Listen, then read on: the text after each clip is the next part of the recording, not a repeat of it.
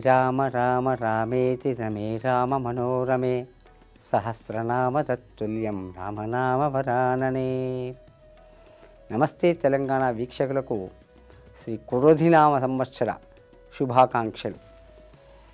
ఈ క్రోధినామ సంవత్సరంలో ద్వాదశ రాశుల వారి యొక్క ఆదాయ వ్యయాలు ఏ విధంగా ఉన్నాయి, రాజపూజ్యం అవడం ఏ విధంగా ఉన్నాయి, వారి యొక్క గ్రహచారం పరంగా చేసుకోవాల్సినటువంటి యొక్క పరిహారాలు కానీ వాళ్ళు ఆచరించాల్సినటువంటి యొక్క పరిస్థితుల గురించి సవివరంగా తెలుసుకుందాం. క్రోధి నామ సంవత్సరంలో ఉత్తర నక్షత్రం 2, 3, 4 పాదాలు, హస్తలోని 4 పాదాలు, చిత్తాలోని 1, 2 పాదాలకు చెందినటువంటి వారు కన్యారాశి పరిధిలోకి వస్తారు. ఈ యొక్క కన్యారాశి పరిధిలోకి వచ్చిన వారి యొక్క గ్రహఫలాలు ఏ విధంగా ఉన్నాయో పరిశీలిస్తే ముఖ్యంగా వారి ఆదాయం 5, వ్యయం కూడా 5గా కనిపిస్తుంది. రాజపూజ్యం 5, అవమానం 2. ఇక ప్రధాన గ్రహాలు ఏంటి? గురువు అష్టమంలో ఏప్రిల్ 30 వరకు ఉంటాడు. తర్వాత సంవత్సరం పూర్తయ్యేదాకా భాగ్యంలో ఉంటాడు. ఇక 6ంట శని, సప్తమంలో రాహువు, జన్మరాశిలో కేతువు సంచరిస్తాడు. గురువు శని అనుకూలమైన ఫలితాలు ఇవ్వనున్నారు. రాహుకేతువు కొంత మిశ్రమ ఫలితాలను ఇస్తారు. ఇక కాబట్టి ప్రధాన గ్రహాల్లో 2 గ్రహాలు అనుకూలత ఉన్నాయి కాబట్టి వీరికి చక్కటి శుభ ఫలితాలు ఈ ఏడాది ఆశించవచ్చు.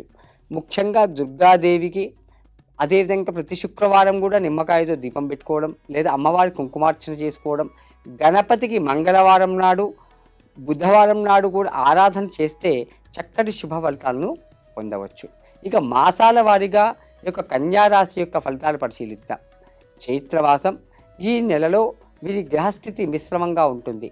పని భారం పెరుగుతుంది, ఖర్చులు నియంత్రణలో ఉంటాయి, ఆర్థిక ఇబ్బందులను అధిగమిస్తారు, సహోద్యోగుల సహాయ సహకారాలు లభిస్తాయి. వైశాఖ మాసం, ఈ మాసంలో కన్యారాశి వారు అనుకున్నటువంటి యొక్క సమయంలో పనులను పూర్తి చేస్తారు. ఆత్మీయుల సహాయ సహకారాలు లభిస్తాయి, నలుగురికి సహాయం చేస్తారు, ఆరోగ్యం బాగా ఉంటుంది, రావాల్సిన ధనం సకాలంలో చేతికందుతుంది, శుభకార్యాల్లో పాల్గొంటారు. జ్యేష్ఠమాసం, ఈ మాసంలో ఈ రాశివారు ముఖ్యమైన పనులని కుటుంబ పెద్దల సహాయ సహకారంతో పూర్తి చేస్తారు. గృహ నిర్మాణ పనులను ప్రారంభిస్తారు, ఆర్థిక లావాదేవీలు అనుకూలిస్తాయి, వ్యాపారంలో లాభాలను పొందుతారు. ఆషాఢ మాసం, ఈ మాసంలో కన్యారాశి వారి గ్రహస్థితి సామాన్యంగా ఉంది.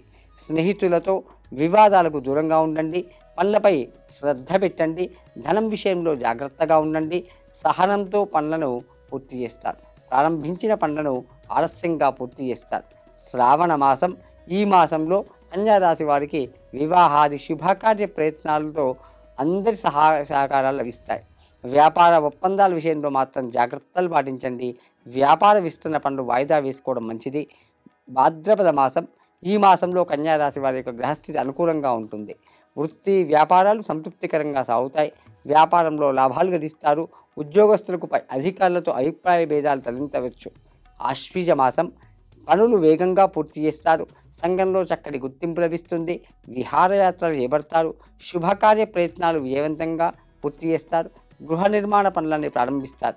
కార్తీక మాసం, ఈ మాసంలో కన్యారాశి వారు ప్రథమార్థంలో ప్రారంభించిన పనులు సకాలంలో పూర్తి చేస్తారు, ద్వితీయార్థంలో కొన్ని ఆటంకాలు ఎదురవుతాయి, తొందరపాటు నిర్ణయాల వల్ల నష్టపోయే ప్రమాదం ఉంది, జాగ్రత్త.